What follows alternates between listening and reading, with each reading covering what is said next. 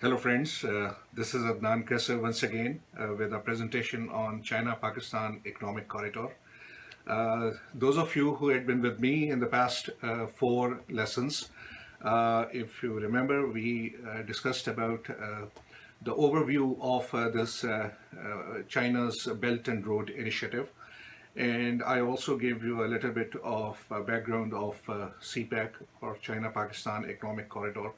Followed by this, I gave you an idea what is this geopolitics and geo-economics. And I explained to you that how China is trying to influence different countries of the world using its trade influence or geo-economics, what I called as its doctrine of dominance through debt. Followed by this, we had a discussion on the significance of Gwadar Deep Sea Port, and then I gave you a few advantages which comes to China by having the operational control of Gwadar Deep Sea Port, as well as having the CPEC passing through Pakistan. And finally, we had a lengthy discussion on Indian Ocean as to how an undeclared war for naval dominance has been unleashed in the Indian Ocean. So this presentation is today's talk is about China-Pakistan bilateral relations, which are also called as Sino-Pak relations. Due to time constraint, I will have to divide again this presentation into two parts for 30 minutes each. So you can come back and listen to it at your own pace. It is said that in 1960, when Chairman Mao Zedong sent his second ambassador to Pakistan, his name was General Zheng Biao, he advised him, look after Pakistan, because Pakistan is China's window to the West. And that proved ultimately correct later on, because Pakistan played a crucial role in establishing China's bilateral relations with the United States. It was Pakistan which facilitated two crucial visits by former U.S. Secretary of State Henry Kissinger to Beijing in 1971. July 1971, after which U.S. and China established their diplomatic relations. It was America's desire at that time to isolate a former Soviet Union during the height of the Cold War by chipping away China from their socialist alliance. In the previous section, I had mentioned to you that USSR and China were socialist countries, and I gave you an overview of socialism as well. So China's opening to the world has not been forgotten by the Chinese leadership. Former Chinese Prime Minister Chu Enlai had had reportedly told Mr. Kissinger at that time, don't forget the bridge which you have used. He was referring to Pakistan as a bridge. So he said, don't forget the bridge which you have used, because you may be needing it once again. So Pakistan's centrality to China's transition from a regional to a global power remains an established fact. It even draws comparisons to the significance of Israel to the U.S. strategic interests in the Middle East and beyond. So once a Chinese General Xiong Guangchai, he quipped, Pakistan is China's Israel. So understand it's a very significant statement about relating Pakistan to the significance which Israel has. But now you have to understand two areas that Pakistan has remained in the U.S. bloc or the Western bloc since its birth in 1947, and so people sometimes they call it that Pakistan had been having a transactional relationship with the U.S. But again, whatever kind of a relationship it was fairly strong and robust. But now Pakistan has decided to fully integrate into the China in the new world order. So, in view of this $62 billion worth of Chinese investment in Pakistan through China-Pakistan Economic Corridor, which I had said is a flagship project of China's Belt and Road Initiative, and the hasty and imprudent way in which the past government had been showering its lavish concessions to China through sovereign guarantees, tax concessions, lifetime waivers, and import duty exemptions in return. So it is feared that a nuclear Pakistan may become a China's satellite state or a vassal state, what you call. So, in some of my writings, I have also expressed my apprehension that Pakistan should not become South Asia's North Korea for China. So, Pakistan has its own identity and significance, which I've mentioned, and I'm going to explain to you again. So, the Pakistan's problem is twofold. Since Pakistan has yet to see a real democracy in the country, its people have very little say in defining or deciding the future destiny of the nation. So it's either our political elites, which have been making decisions on behalf of the people, or its military leadership. Now, Pakistani politicians have never allowed Pakistan to be self-reliant for their own short-term vested interests. The way things have been hushed up in CPEC and Gwadar ports handover to China, it is evident that there could be some element of corruption or kickbacks. On the other hand, the military has always viewed Pakistan's relations with China in purely geopolitical and geostrategic terms. I'm going to explain to you in due course how much Pakistan has gained in terms of nuclear cooperation and defense collaboration from China. So, but remember, when we carry out an analysis or an introspection of ourselves as a nation, we must review our past actions objectively and make unbiased assessments to reach a dispassionate and unprejudiced conclusion. So keep your mind and your notions open during this discussion. So in this in his book, The Warrior State, Pakistan in the Contemporary World. The Warrior State, Pakistan in the Contemporary World by a Canadian scholar, T.V. Paul, he found Pakistan suffering from a historic geostrategic curse that results to its addiction to foreign aid for survival. So this curse is similar to the resource curse or oil curse suffered by those countries that have abundant natural resources. Just like the Middle Eastern countries and their despotic regimes, they have enormous amount of oil reserves. So this curse is also called as the paradox of plenty. So those countries which suffer from these types of curses, they end up with less democracy, poor economic growth, and lack of development. Look around. All over the Muslim world, we'll have this problem. So, although Pakistan does not have oil reserves, it has been selling its geographic location and its geostrategic significance to the world and to the region. Remember, I had told you in the beginning of this presentation that Pakistan is situated at the hub of 5 ancient civilizations. So we also sit at the gateway to not only the Muslim world, but also to the African continent and to the Central Asia. But ironically, Pakistan has been wrongly encashing its geographic location in South Asia through foreign aid and assistance and external loans. So you must be reading in the newspapers these days about our external liabilities and foreign debt that has reached to a staggering $93 billion, which is extremely worrisome.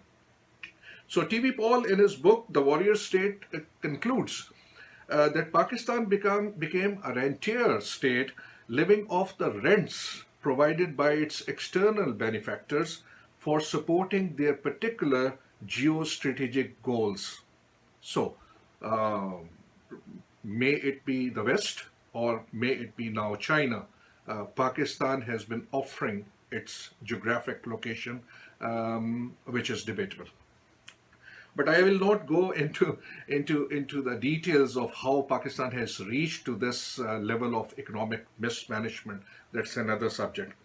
So this discussion is primarily for to discuss the salient aspects of our handing over the Gwadar deep sea port to China and the construction of this CPEC corridor passing through Pakistan, which remember is not limited to just building a road or a corridor or a rahdari, what you call in Urdu, but it is much, much more. And especially the worrisome thing is that we know very little about it. So there is much, much more which we do not know about.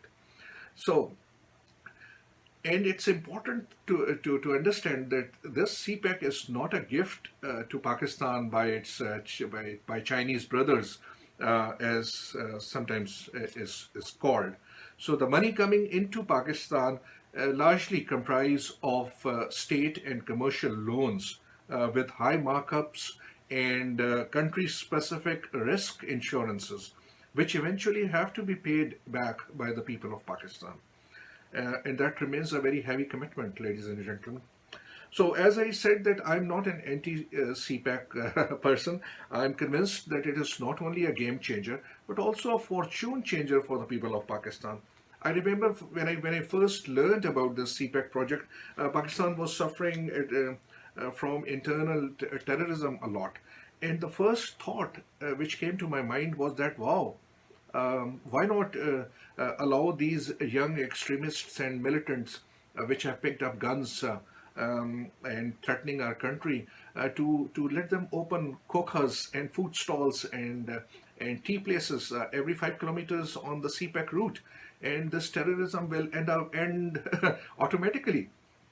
Because remember, I have in the previous section I had mentioned to you about the Maslow's theory of human motivation. For us, food security and our economic well-being comes first, always and every time. And when we know that our livelihood is attached to CPEC, we would not only make it secure, but we'll try to make it more viable and successful too. So, as more and more trucks would pass through the CPEC route, more money would be generated. And of course, more money is our social and economic betterment. However, the way the past government had been doling out this lavish concessions and making secret pledges is greatly problematic and worrisome. I do not know what were the reasons behind in keeping the CPEC agreement in secret or shrouded in mystery. But I hope the new government will realize the seriousness of the issue and will open up all the details of CPEC agreement, not only in the public, not only in the parliament, but also to the media and to the public. And after this presentation, I will leave up to you guys to make your own conclusion and judgment whether this CPEC is good for us and how we can tweak it in favor of Pakistan.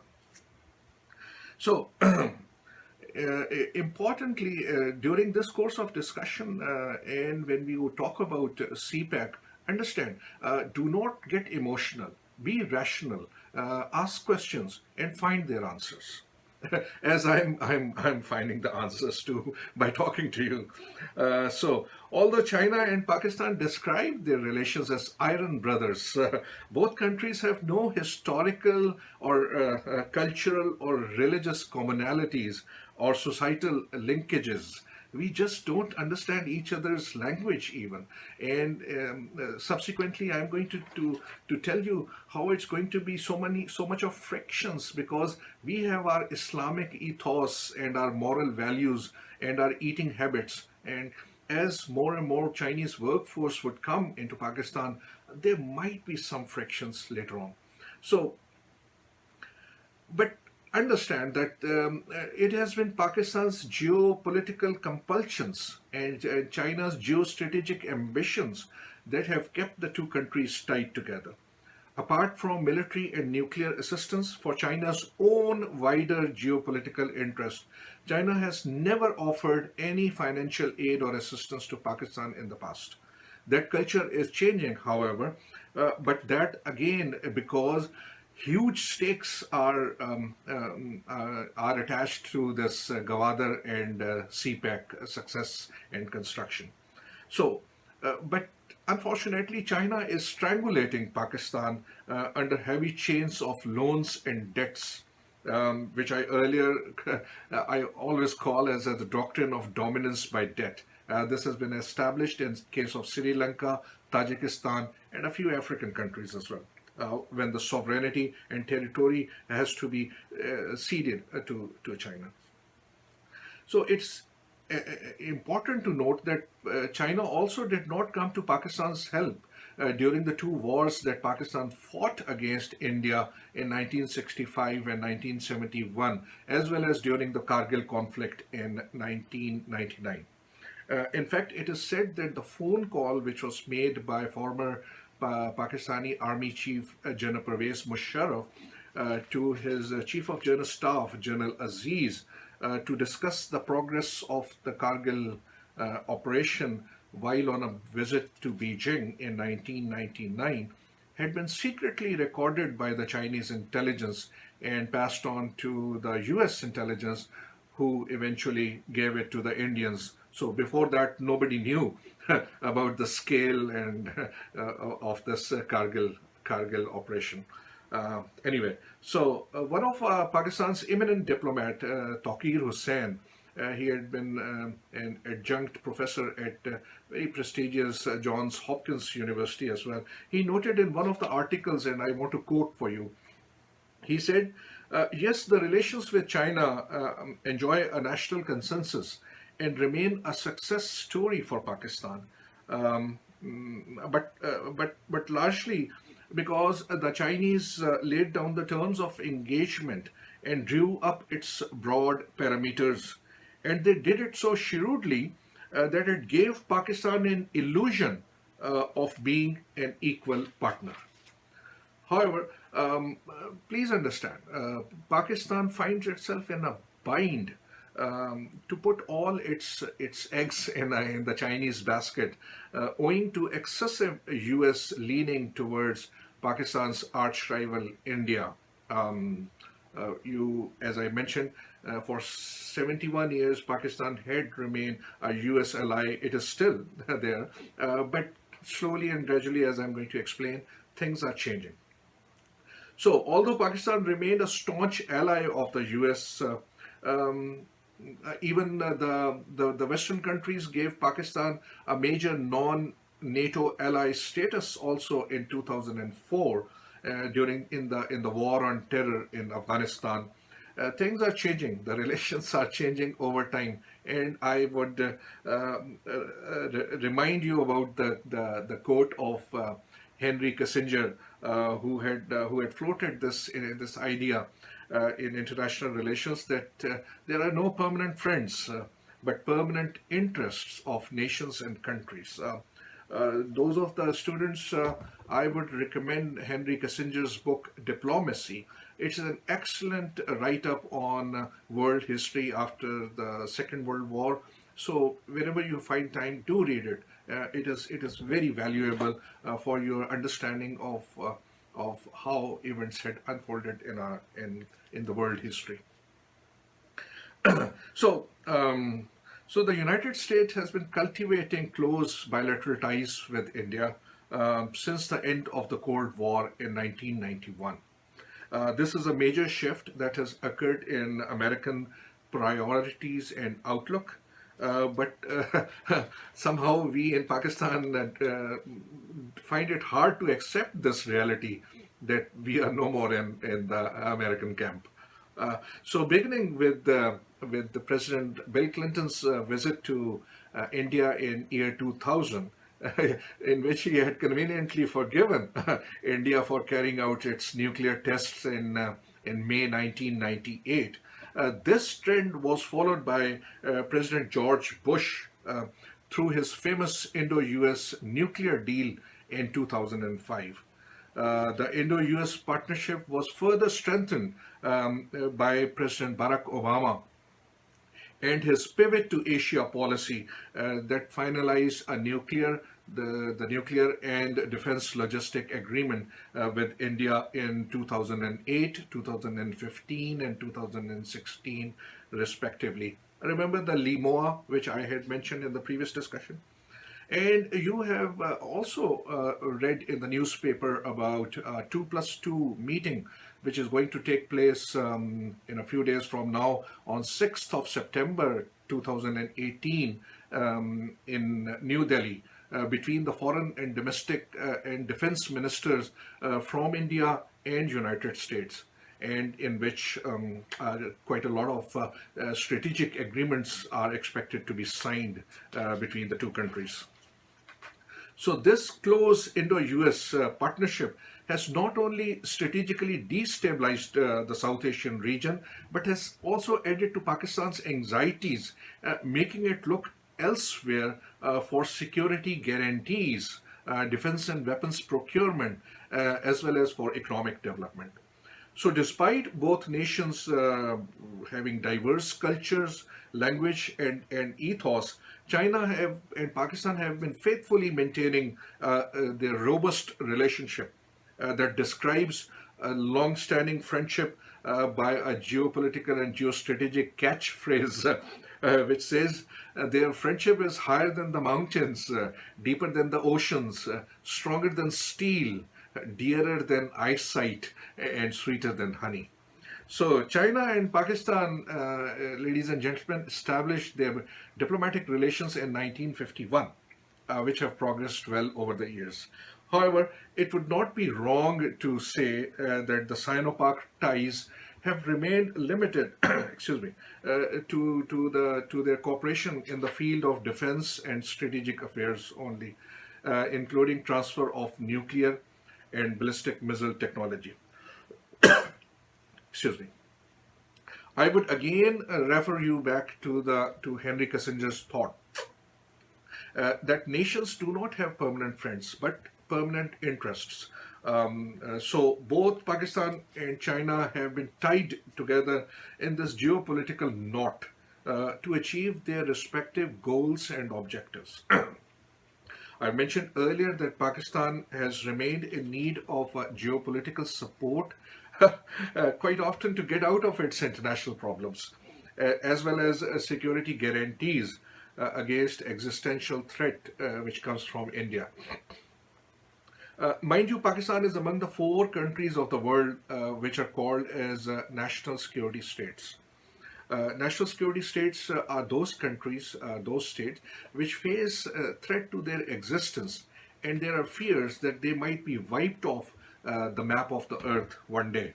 So, along with Pakistan, which obviously faces threat from India, other countries are Taiwan, South Korea, and Israel.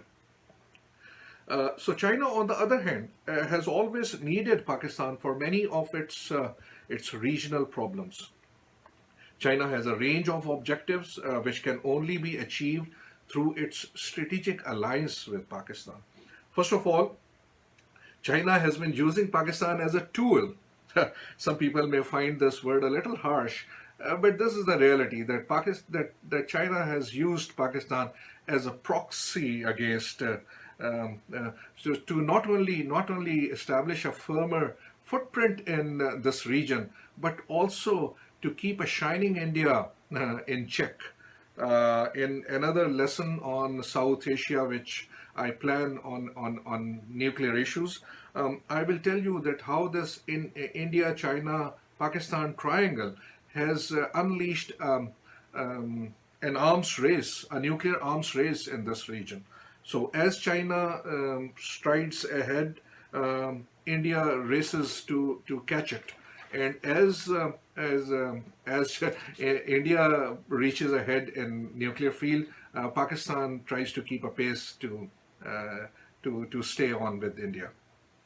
So with the emergence of India as a rising economic power, having a consistent annual gross domestic product of over 7% consistently, India adopted a slogan of "Shining India" during the government of Prime Minister Manmohan Singh. And with the arrival of Narendra Modi as India's next Prime Minister in 2014, India started calling itself a shining and modified India, of course, referring to the Prime Minister Modi's name. So we need to understand, we need to accept that China keeps India bogged down on many of its issues through Pakistan. This is the biggest advantage to China.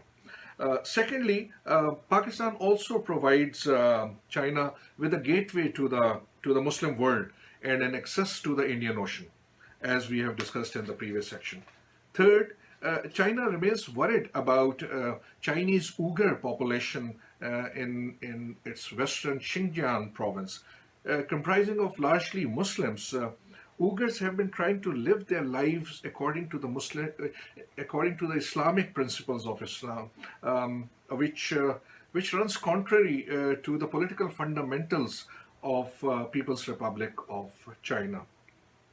It's a lengthy discussion to explain China's contemporary society and the atheist Han Chinese that have established a firm hold over the country after the Long March, which was led by Mao Zedong on 1st of October 1949.